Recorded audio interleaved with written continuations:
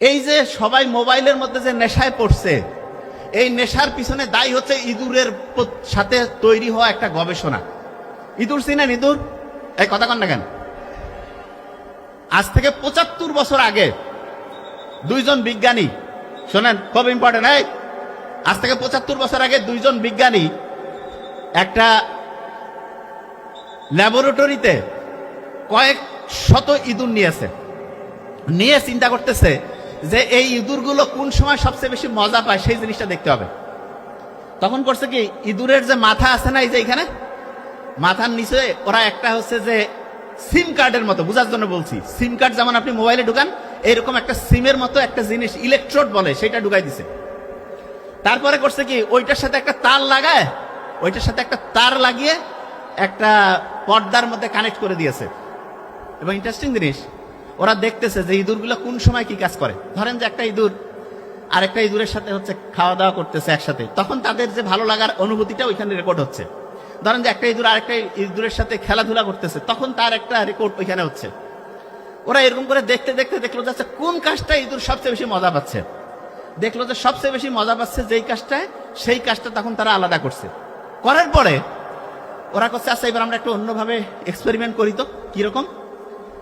একটা হচ্ছে যে লিভার মানে কি, আমি সহজ করে বলি, আপনি ওই যে ইয়াসিনেন তো কি বলে এটার নাম, আমরা যে এক জায়গা থেকে আরেক জায়গায় যাওয়ার সময় যে হচ্ছে যে ওইটাকে বলে যে ট্রলি টানার জন্য যে লম্বা একটা ব্যবহার করি না, এই যে হ্যান্ড ব্যাগ, এটা বুঝতে পারছেন? আরো সহজ করে যদি বলি, ধরেন যে একটা ধরেন যে লম্বা ওই যে ছাতার মতো যে হ্যান্ডেলটা আছে, সেইটাই ধরো একটা লিভার।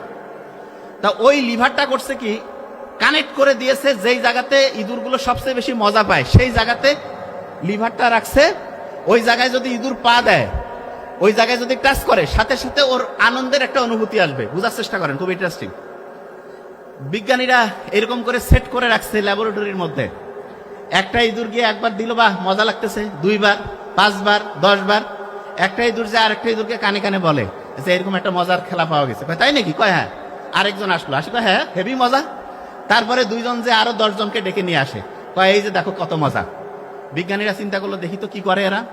100 জায়গায় 500, 1000, 2000 ইঁদুর এক জায়গায় রাখছে, এবং প্রত্যেক জায়গায় ওইরকম ইলেকট্রোড, মানে ওই জায়গায় টাচ করলে সে মজা পাবে, টাচ করলেই মজা পাবে। ভয়ঙ্কর দিক, 24 ঘন্টা গেল, 3 দিন গেল, 7 দিন যাওয়ার পরে যে ইঁদুরগুলো ওই যে ওইখানে টাচ করলে মজা পায়, প্রত্যেক দিন প্রায় 2500 বার করে ওই জায়গায় টাচ করে। এবং এই টাচ করতে গিয়ে তারা এত মজা পাচ্ছে, খাওয়া বাদ, খেলাধুলা বাদ, ঘুম বাদ, সবকিছু বাদ।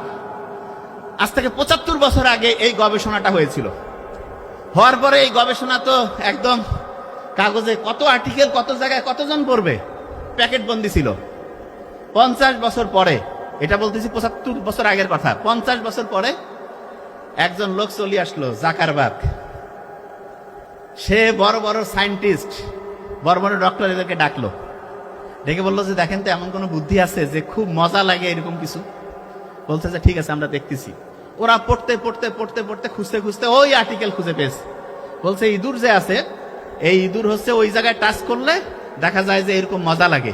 তাইলে হ্যাঁ এরকম আছে।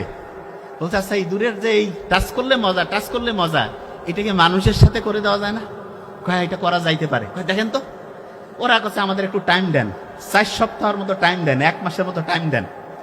ওনারা সবাই মিলে গবেষণা করতেছে কি করা যায়, কিভাবে এটা মজা করা যায়। 3 সপ্তাহ পরে ওরা বলছে আমরা বুদ্ধি পেয়ে গেছি। বলছে কিরকম? বলছে যে ইঁদুরের যে এরকম এই জায়গায় টাচ করলেই মজা লাগে, এইরকম কয়েকটা বুদ্ধি আমরা বের করছি, যেই বুদ্ধিগুলো যদি আপনি হচ্ছে যে দেন, তাহলে দেখা যাবে ওই মেশিন তো প্রত্যেকের হাতে যদি খালি দেন, তারপর দেখবেন যে সবাই কিরকম টাচ করা শুরু করে। বলছে কিরকম? বলছে যে প্রথম যেটা করতে হবে, যে যেটাই দেবে সেটাতে তার লাইক দেওয়া লাগবে।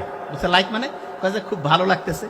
কয় যত লাইক তত মজা, তত সে খালি ওই ক্যাচটার মধ্যেই যাবে। বলছে তাহলে তো এটা করা যায়।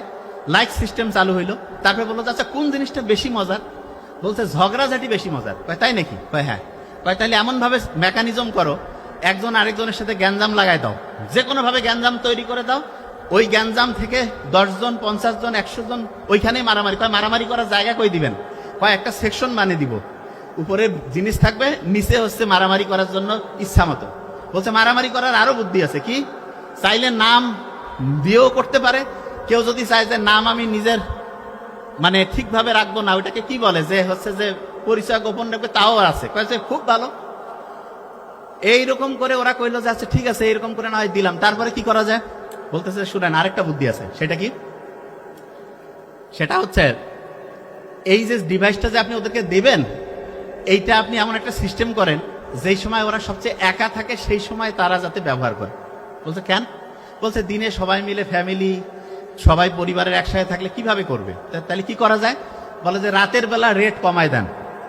আজ থেকে বোধহয় 20-25 বছর আগে শয়তানি একটা সিরিজ চলে আসলো না, ডিজুস নাকি নাম, মোবাইলে 25 পয়সা না 50 পয়সার একটা সিস্টেম ছিল। আমরা তখন বোধহয় ইন্টারে পড়তাম, যে একবার ফোন করলে যতক্ষণ মোবাইল কাটবে না ওই কথা কইতে পারবে, একটা কলে একবার। এরকম একটা সিস্টেম অনেকে যারা 20-25 বছর আগে আছে তারা জানবে যে এটা কি কেমন নিয়ম। হ্যাঁ, কিন্তু মোবাইল কাটলে আবার নতুন করে টাকা দেওয়া লাগবে। মানে যমুনা নদী পার হইলে ব্রিজ দিয়া টোলের টাকা দেওয়া লাগবে না, এরকম একবার ফোন দিলেই টাকা কেটে নিবে। Okay fine. মোবাইল কানের মধ্যে দিয়ে কথা বলা শুরু করে দিল। বলছে ঠিক আছে, 1 ঘন্টা 2 ঘন্টা 3 ঘন্টা মোবাইল কানেই রাখে, চার্জ শেষ হয়ে যায়, তারপর আবার চালু করে। তো সবাই মনে করতেছে কোম্পানি তো খুব ভালো কাজ করতেছে। কোম্পানি বলতেছে আমরা সবাইকে একসাথে যোগ করতেছি, কানেক্ট করতেছি। হ্যাঁ, ভালো ভালো কাজ করা যায়, কিন্তু খারাপটা কিভাবে হয়েছে সেটা দেখেন। এরপরে কি হইলো, আস্তে আস্তে যখন সবাই কথা বলা শুরু করে দিল, তখন বললো যে ঠিক আছে এবার দাম একটু বাড়ায় দাও। দাম বাড়ায় দিল। নেশা যখন হয়ে যাবে, চা প্রথমে আমাদের উপমহাদেশের লোক ব্রিটিশরা মাইকিং করে খাওয়াইতো, আর এখন আমরা হচ্ছে প্রত্যেকে টাকা দিয়ে কিনে খাচ্ছি না। এইরকম প্রথমে ওরা একটা ফ্রি জিনিস দেয়, দেওয়ার পরে যখন আপনি অ্যাডিক্টেড হয়ে যাবেন তারপরে আপনাকে ওইখান থেকে ব্যবহার করবে। কিরকম সেটা বুঝেন। আমরা অনেকে বলে যে ভাই ফেসবুক ইউটিউব এগুলোকে ভালো কাজে লাগাইলে অসাধারণ, কিন্তু যদি আপনি খারাপ কাজে লাগান তাহলে দেখেন যে আপনি আপনার জীবনের সবচেয়ে দামি জিনিসটা হারাবেন। আজকে যখন আমার ছোট ভাই ডক্টর নোবেল তারপরে মামুন ভাই যখন বক্তব্য দিচ্ছিল, তাদের বক্তব্যের একটা গুরুত্বপূর্ণ পয়েন্ট ছিল, একটা মানুষ উন্নতির দিকে যাবে না অবনতির দিকে যাবে, তার 1 নাম্বার গুরুত্বপূর্ণ পয়েন্ট হচ্ছে টাইম, সময়। তা আমরা সবসময় কি জিনিস চিন্তা করি জানেন? সময়ের কোনো দাম নাই। কথা যে ফ্রি, টাইম তো ভাই ফ্রি। নো, বোঝার চেষ্টা করেন। সবচেয়ে আপনার দামি জিনিস হচ্ছে টাইম। এই টাইমটা আপনি কোম্পানির এই অপ্রয়োজনীয় জিনিস, রিল, তারপরে হচ্ছে ওইটাকে কি বলে শর্ট দেখে ঘন্টার পর ঘন্টা লস করতেছেন, কোনো লাভ হইল না। শিখলেনটা কি? ও যে জায়গায় ছিলাম সেই জায়গায় আসতেছি। কোম্পানিগুলো ওই যে 1925 সালে 100 বছর আগের ঘটনা বলতেছি, ও লিখে গেছে যে কি কি হবে, আর 75 বছর আগে যে গবেষণা ইঁদুরের উপর হয়েছে সেইটাতে আসি। এখন শুনেন, ওই যে গবেষণা থেকে দেখা গেল যে যত লাইক তত মজা, ঠিক না? বিজ্ঞানীরা তারপরে করলো কি, আমাদের এখানে অনেকের মধ্যে মোবাইলের কিন্তু হাতে দেখা যায় মোবাইল আছে। মোবাইলকে ভালো কাজে লাগায়, আবার খারাপ কাজেও লাগায়। খারাপ কাজে মোবাইল ব্যবহার করার সম্ভাবনা কখন বেশি সেটা বলি। আপনি যখন একা থাকবেন শয়তান এসে ধরবে। এই জন্য নামাজ জামাতবদ্ধ পড়তে একসাথে সবাইকে সাথে নিয়ে উৎসাহিত করছে, কারণ একসাথে ভালো কাজগুলো তুলনামূলক বেশি হয়, খারাপ কাজগুলো তুলনামূলক কম হয়। এবং দেখবেন যে আল্লাহ কিন্তু জানে যে রাতের বেলা খারাপ কাজ হওয়ার সম্ভাবনা বেশি। এই জন্য দেখবেন ইসলাম মাগরিবের পরের দিনের প্ল্যানিং শুরু করে দিয়েছে। ইসলামে কিন্তু এই যে আজকে মাগরিব হয়ে গেছে না, নতুন দিন শুরু হয়ে গেছে। আজকে যদি চাঁদ উঠতো তাহলে তারাবির নামাজ আমরা আজকে পড়তাম। তারাবির নামাজ পড়তাম মানেটা কি? মানেটা হচ্ছে ইসলামের দিনটা শুরু হয় মাগরিবের পর এবং শেষ হয় মাগরিবে। মাগরিব টু মাগরিব ইসলামী দিন। আর বাংলা যে দিন সেটা শুরু হয় সকাল থেকে তারপরের দিন। আর ক্যালেন্ডার অনুযায়ী খ্রিস্টীয় যে দিন আছে সেটা অনুযায়ী হচ্ছে 12টার পরে। দেখেন রাত 12টার পর্যন্ত জেগে আছে, 12টা 1 মিনিটে কেক কাটতেছে, অমুক করতেছে। ওই সময় ঘুমানোর কথা, এবং ওই সময় না ঘুমানোর কারণে দেখা গেল সে ওই সময় উঠে একটা প্রোগ্রাম করতেছে, ওই সময় হচ্ছে গল্প গুজব করে আন্দাজে টাইম লস করতেছে। সবচেয়ে বড় ক্ষতিটা যেটা সে করতেছে সেটা কি জানেন? তার মাথার মধ্যে আল্লাহ যে একটা ঘড়ি বসাই দিছে, সেই ঘড়িটা সে নিজে নিজে নষ্ট করতেছে। আমরা যে অসাধারণ হইতে পারি না তার বড় কারণ হচ্ছে ঘড়ি নষ্ট। যার ঘড়ি নষ্ট হয়ে গেছে সে অসাধারণ হইতে পারবে না। যার ঘড়ি ঠিক আছে, তার টাইম ঠিক চলবে, সে অসাধারণ হবে। ঘড়ি নষ্ট করার যতগুলো বুদ্ধি আছে তার মধ্যে সবচাইতে ভয়ঙ্কর বুদ্ধি হচ্ছে রাত জাগা। রাতে আপনি যত জাগবেন তত আপনার ঘড়ি নষ্ট হবে, আপনি ধ্বংসের দিকে যাবেন। এখন যে জায়গায় আমি ছিলাম, খেয়াল করেন, ইঁদুরের উপরে যে গবেষণা হইল, গবেষণার অর্ধেক অংশ আমি আসছি। তারপরে কি হইল, বিজ্ঞানীরা দেখলো যে আচ্ছা আমরা এখন হচ্ছে ওই লিভার যে আছে, যেই জায়গায় টাচ করলে মজা লাগে, টাচ করলে মজা লাগে, সেই জায়গাটা থেকে তাকে আমি ওই লিভারটায় উঠাই দিব। লিভারটা যখন সরাই ফেললো, ও আল্লাহ, ওই যে আপনার ইঁদুরগুলো খুব সারাদিন খালি ওইখানে যে লিভারে টাচ করতেছিল, তারা দেখা গেল আর খায়ও না, বন্ধু বান্ধবের সাথে গল্প গুজবও করে না, দেখা যাচ্ছে তারা হচ্ছে যে ফিজিক্যাল যে মুভমেন্ট সেটাও নাই, ডিপ্রেশনের মধ্যে চলে গেল। আপনার বাচ্চা কাচ্চা অনেকে আছে না, মোবাইলের মধ্যে অ্যাডিক্টেড। আপনি যে বড় ভুলটা করেন, একবারে কি করেন, যে মোবাইলটা কেড়ে নিলাম, ঠিক আছে, নিয়ে কি করলেন, যে তুই তোর মতো থাক, ওকে তো একলাই দূরের মতো বানাই ফেললেন, সে ডিপ্রেশনের মধ্যে চলে যাবে। তাহলে ভাই বুদ্ধিটা কি? বুদ্ধি আছে। বুদ্ধিটা হচ্ছে আপনার বাচ্চাকে আপনি যখন বুঝছেন যে এরকম, তখন তাকে হচ্ছে যে বড় স্ক্রিন বা বাসায় টেলিভিশন, কম্পিউটার ওপেন স্পেসে রেখে সেইখানে তার সাথে একসাথে থাকেন, একসাথে গল্প করেন, একসাথে খোলামেলা, প্রত্যেকের সাথে প্রত্যেকের আন্ডারস্ট্যান্ডিং ভালো হবে, দেখবেন আস্তে আস্তে নেশাটা কাটবে। একটা জিনিস বলি, মাথায় ঢুকবে প্রত্যেকের, এই যে বর্তমান সময়ে খাওয়া দাওয়া নিয়ে কিন্তু অত সমস্যা নাই। যত হাই সোসাইটিতে আপনি যাবেন, তত বড় সমস্যা হচ্ছে মেন্টাল প্রবলেম, সাইকোলজিক্যাল প্রবলেম। তা এই যে প্রবলেমগুলো যে আসতেছে, এগুলো কিন্তু আল্লাহ জানে। এই জন্য আল্লাহ বলেই দিয়েছে, অশ্লীলতার নিকটবর্তী হইও না। অশ্লীলতার নিকটবর্তী হইও না মানেটা কি? মানে হচ্ছে যেখানে সামান্যতম অশ্লীলতার সুযোগ আছে, কাছাকাছি যাইও না। গেলে শয়তান তোমার ওই জালের মধ্যে ঢুকাই ফেলবে। এক্সাম্পল দিই, তাহলে বুঝতে পারবেন। আপনি এই মহাকাশ আছে না, এখানে এমন কিছু, মনে করেন যে নক্ষত্রের মতো, আমি বুঝার জন্য বলতেছি, এমন কিছু শক্তিশালী জিনিস আছে। আচ্ছা, এটা মহাকাশের চেয়ে সহজ এক্সাম্পল দিই। ধরেন যে নদীতে পানি চলতেছে না, অনেকে কয় না পানির পাকের মধ্যে যদি পড়ে যায় একদম টেনে নিবে। নদীর যে স্রোতের মধ্যে যে পাক থাকে, বলে না যে ভাই খুব পানি আছে, পানিতে পাক আছে, সেখানে যা গেলে দেখা যাবে পানির মধ্যে যে ঘূর্ণন চলতেছে সেইখানে একজনকে একদম ডুবাই নিবে। তখন আমরা কি করি, যে ওর কাছাকাছি যাওয়া যাবে না। ঠিক তেমনি করে আপনি যদি সামান্যতম অশ্লীলতার কাছাকাছি যান, ওইটা হচ্ছে একটা শয়তানের পাক, সেইখানে আপনাকে ডুবাই নিয়ে আস্তে আস্তে সে ধ্বংস করে, তারপরে ওইখান থেকে আপনি শেষ হয়ে যাবেন। এখন প্রশ্ন হলো যে ভাইয়া, তাহলে কেউ যদি ডিপ্রেশনের মধ্যে চলে যায়, তাহলে তাকে বাঁচানোর জন্য আমাদের বুদ্ধিটা কি হবে? ধরলাম যে না গেলে তো ভালো, আলহামদুলিল্লাহ, কিন্তু ডিপ্রেশনের মধ্যে চলে গেছে, তাহলে তাকে আমি এখান থেকে ব্যাক করব কি করে? ব্যাক করার জন্য একটা ফর্মুলা আছে। সেই ফর্মুলাটা বলার আগে, কোরআনে পিঁপড়া নিয়ে একটা সূরা আছে। সূরাটার নাম হচ্ছে সূরা নামল। না বলেন না কেন? নামল, আমি আসবো। এই সূরাটার 27 নাম্বার সূরা। কত নাম্বার? কত? 27। আমি চিন্তা করলাম যে আচ্ছা, এত প্রাণী থাকতে আল্লাহ কয়েকটা জিনিস নিয়ে কোরআনে বলছে, তার মধ্যে একটা হচ্ছে পিঁপড়া। কয়েকদিন আগে একটা আর্টিকেল পড়লাম, পিঁপড়াদের আমাদের মানুষের মতো হচ্ছে, তাদের হচ্ছে যে সোসাইটি আছে, একজন আরেকজনের হচ্ছে বাড়িতে দাওয়াত দেয়, একজন আরেকজনের সাথে বুদ্ধি পরামর্শ করে কাজ করে, সবাই মিলে সামাজিকভাবে কাউকে বয়কটও করে, কেউ দেখা যাচ্ছে যে একটা বিপদে পড়ছে তাকে হেল্প করে, খাবার দাবার জমায় রাখে। শুনলে অবাক হবেন, যেই খাবার তারা জমায় রাখে, ধরেন যে ওই খাবারের মধ্যে পানি পড়ছে, ওই খাবারের মধ্যে একটা প্রবলেম হয়েছে, ওই খাবার আবার তারা সবাই মিলে শুকায়। পিঁপড়ার যে শৃঙ্খলাবদ্ধ জীবন, সেটার সবকিছুর অসাধারণত্ব হচ্ছে পিঁপড়া অসাধারণ লিডার তৈরি করে। অসাধারণ কি তৈরি করে বলেন? এই যে একটা ছোট্ট পিঁপড়া নিয়ে যে আল্লাহ কোরআনে বলছে, এটার পিছনে কারণ হচ্ছে, আমি যেটা বুঝি সেটা হচ্ছে, পিঁপড়ার মতো ছোট প্রাণীর থেকে শেখার যদি সবচেয়ে গুরুত্বপূর্ণ একটা জিনিস থাকে, তাহলে সেটা হচ্ছে সবচাইতে গুরুত্বপূর্ণ হচ্ছে সৎ, ভালো, ইমানদার লিডার নিয়ে আসা। লিডার যত ভালো হবে, একটা সোসাইটি তত অসাধারণভাবে সামনের দিকে আগায় যাবে।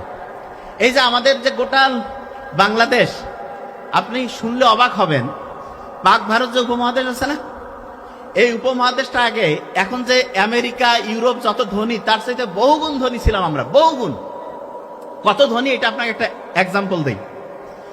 ইস্ট ইন্ডিয়া কোম্পানি যখন প্রথম এখানে আসছিল, তখন সারা পৃথিবীতে যেই পরিমাণ সম্পদ ছিল, তার 27% ছিল আমাদের পাক ভারত উপমহাদেশ, বাংলাদেশ, ভারত, পাকিস্তান। এখানে 200 বছর পরে ওরা যখন চলে গেল, তখন আমাদের এই উপমহাদেশে ছিল মাত্র 4%।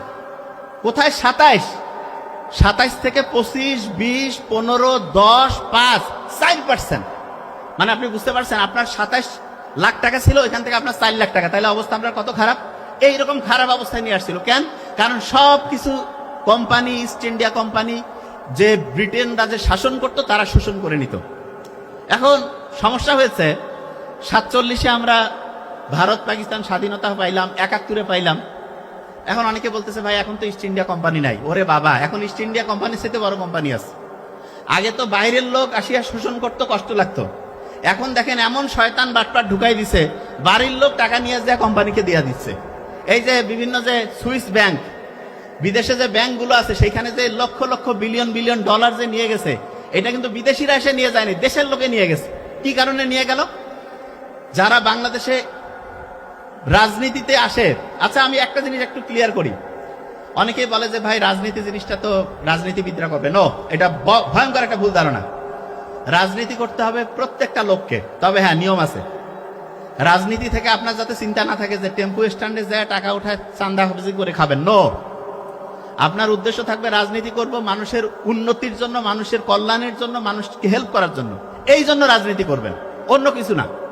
যে জিনিসটা বলতেছিলাম, আমাদের এই যে উপমহাদেশ থেকে স্বাধীন হওয়ার পরে যে এই বাংলাদেশ থেকে যে এত এত টাকা চলে গেল, এগুলো কিন্তু বিদেশিরা কেউ করে নাই, করছে দেশের লোক। কিভাবে করলো সেটা বুঝেন।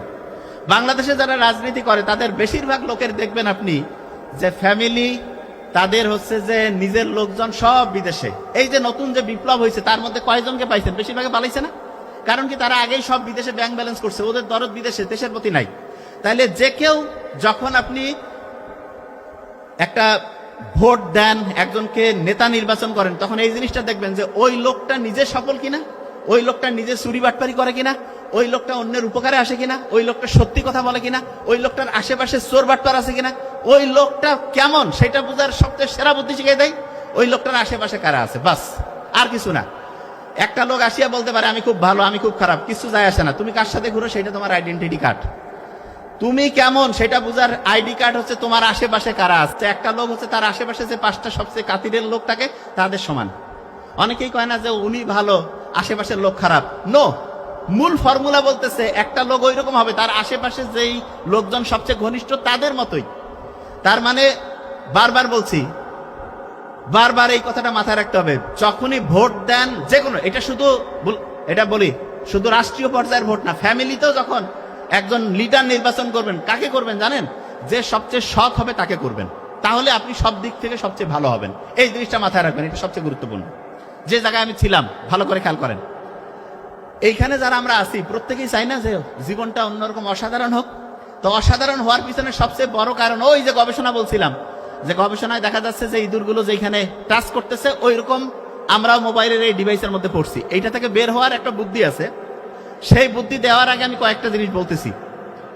আচ্ছা, এইখানে আপনারা যারা আছেন, এই যে প্রত্যেকেই, আপনারা কি জানেন একটা ইন্টারেস্টিং জিনিস?